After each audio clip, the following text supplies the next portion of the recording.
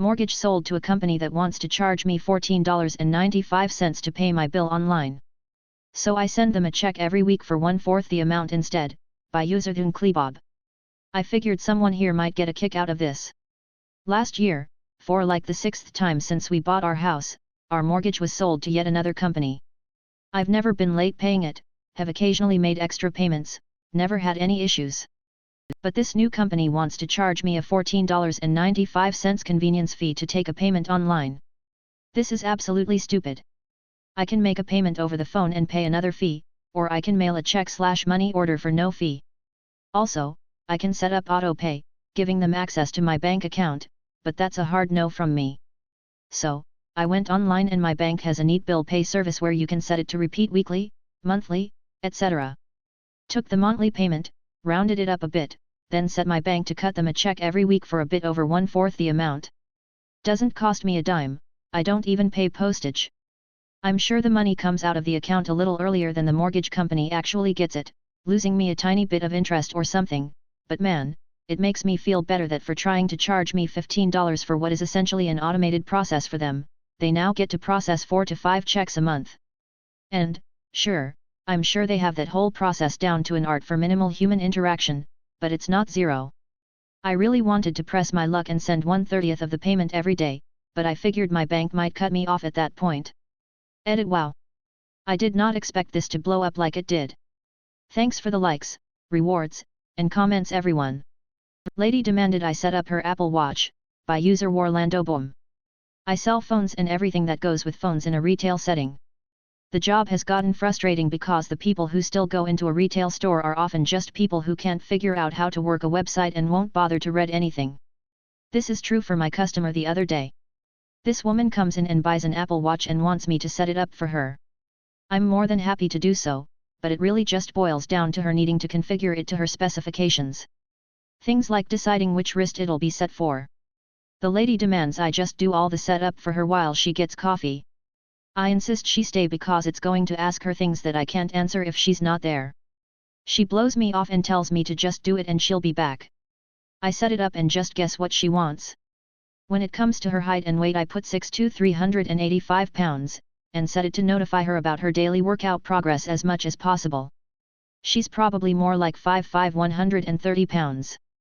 She came in mad that her watch keeps calling her fat and telling her she needs to walk more. Nobody can have a 5/5 in all categories 2 years in a row, mark him as a 4/5.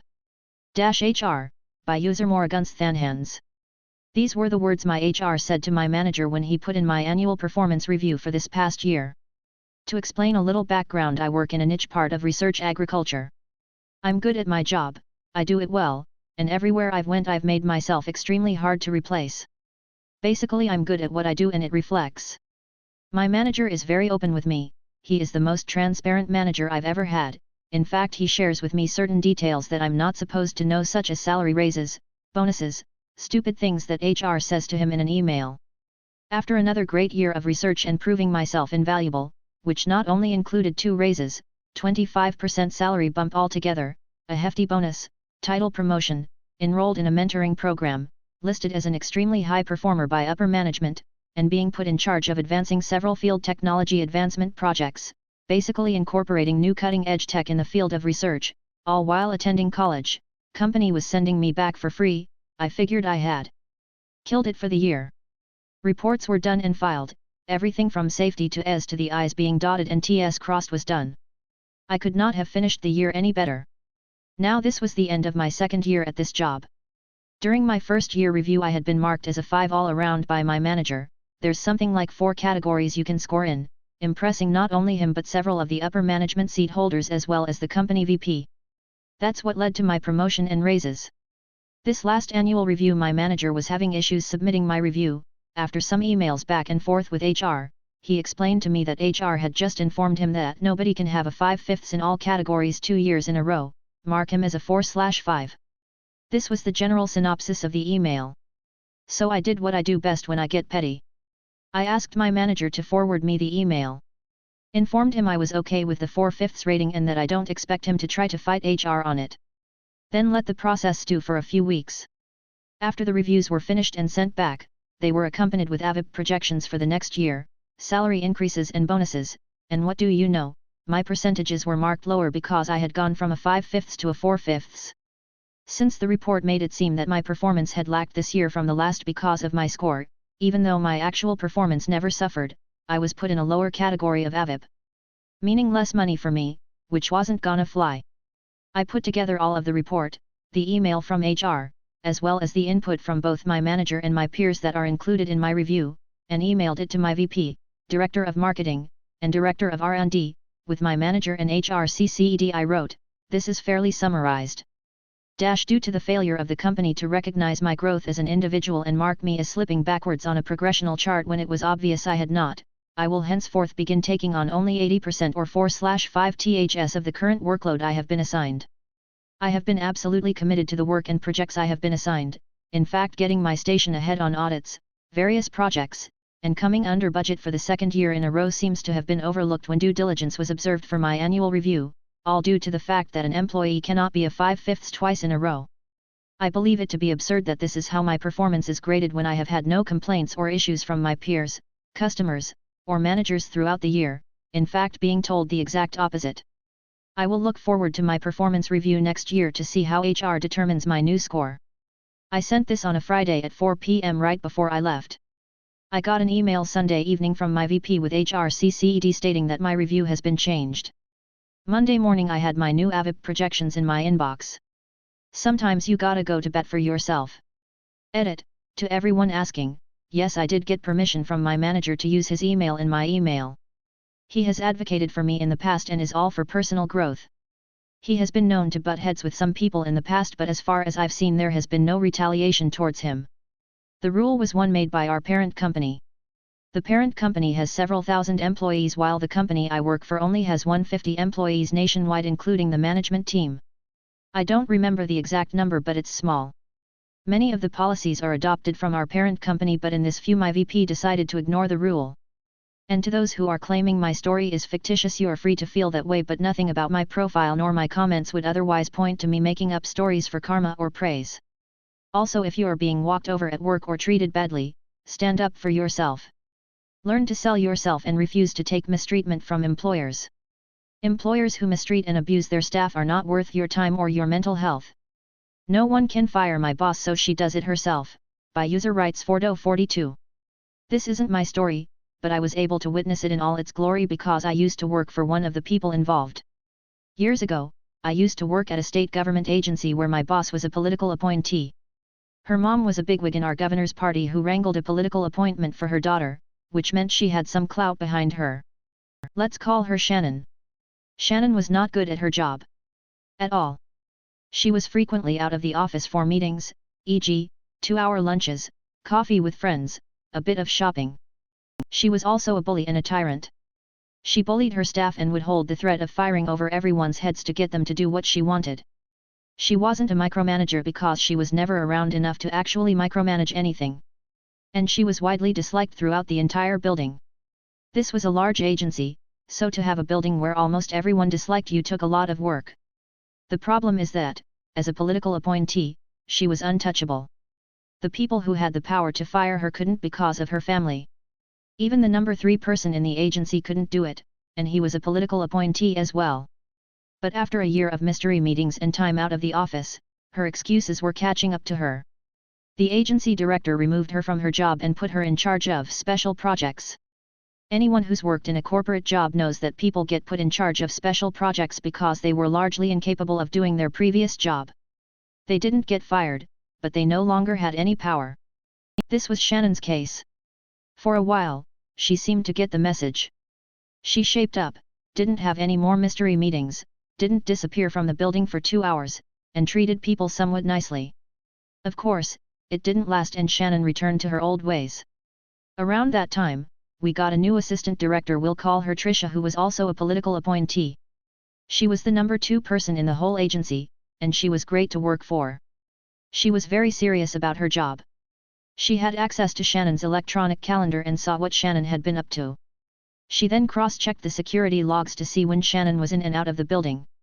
After her brief investigation, Trisha emailed Shannon with a list of dates and said, "Can you tell me more about these different meetings you were having? And why they took so long?" I'm paraphrasing. Well, Shannon wasn't having any of that. How dare Trisha call her character into question? This was an outrage. It was so outrageous, in fact, that Shannon wrote a resignation letter and slammed it down on Trisha's desk. That'll show her. After a few hours, Shannon had time to think about what she had done. She remembered that she had a 1-year-old at home. She also remembered that her husband was an unskilled truck driver who made $8 an hour. Edit, he was a local delivery driver for a construction firm, not a CDL driver. And she remembered that she was the primary breadwinner for her family. She went back, hat in hand, and apologized for her attitude. She said she was willing to try harder, and she asked Trisha if she could please possibly have her letter back, pretty please? Trisha said, "Oh, I'm sorry, you're too late. I already processed the letter and sent it off to HR. I'm afraid I can't undo that." Do you remember in the movie, The Incredibles, when Mr. Incredible fought the giant ball with legs? The ball was so indestructible and powerful, the only thing that could beat it was itself? This was that moment. The previously untouchable political appointee had just been fired by the only political appointee who had that power, herself. And rather than protect her or do her a solid, Trisha would not undo her self-termination. She just let Shannon be her own undoing. When news of Shannon's self-firing raced through the building, you could hear the cries of "What? Are you serious?" followed by howls of laughter as each new person heard the story. Shannon was out and everyone who had to deal with her was much happier than they had ever been in that job. Edit, thank you to everyone for the great comments and the awards. That's very cool, and I really appreciate it. You all are awesome. Don't want to move your car for one day? Lose your convenient parking spot for a year, by Usarish Misilvi. This happened on last January 26 and today the malicious compliance was done not by me but the committee of the society where I live. This drama conveniently happened in front of my window. In my city the residential complexes are managed by housing societies much like the HOA system in the USA, just not as horrible. Each society has their own committee to manage day-to-day affairs. Also, as my society has much more parking spaces than it has cars, it has no designated parking spots allotted to the residents. Anyone can park their vehicle wherever they want but it must be a marked parking spot. People mostly park their cars in the same parking spot just because of convenience and habit. Everyone mostly respects each other's spot and I have never seen any confrontations happening because of the parking. So, those of you who don't know, January 26 is the Republic Day of India and all over the country the day is celebrated by flag hoisting ceremony in the morning. The flagpole of our society where the flag hoisting ceremony will be held is just in front of main gate of society. There are 2 parking spaces just under the flagpole. All other parkings are further away from main gate and you have to walk some distance to reach there from the main gate. The thing to note is that these 2 parkings are very convenient for all the flats which are facing this flagpole. However, out of respect people have left one of the parking for one elderly person whose flat faces the flagpole and the other spot is taken up by an annoying kind of person who never moves his car from this place, else someone will steal his spot. If this person wants to get into his car he just has to walk a dozen feet from his front door. On the evening of January 25 committee members asked this person to move his car for a day so that the decorations and other arrangements for the next day's flag hoisting can be made. Someone had already moved the car of the elderly person. However, the annoying guy was too frustrated about moving the car and first argued a lot with committee people saying that there is no such rule in society rule book that someone has to move their car for any kind of festivities and if you want to move his car you have to write a rule in the rule book. After a lot of arguments and interference of other people he finally moved his car. The decorations were done in the night and next day a small but beautiful ceremony was held. And in the evening of 26th everyone in the society received a message that there was an emergency meeting of the committee. The rule book has been amended and it has been decided that those 2 parking spots have to be converted into one and anyone who wants to park in that one spot has to take prior permission from the society committee. As expected only 2 people applied for that parking spot, the elderly person and the annoying guy. And today the committee unanimously decided that the elderly person is in much more need of that convenient parking spot because of his age and that spot has been allotted to him for 1 year. Now the annoying guy has to park his car far from his front door for at least 1 year. Pretty sure that he is not going to get the spot next year too. He is not going to like this more in the coming rainy season. As we live in Mumbai which is notorious for its horrible monsoon rains each year. All this just because he didn't want to move his car for one day.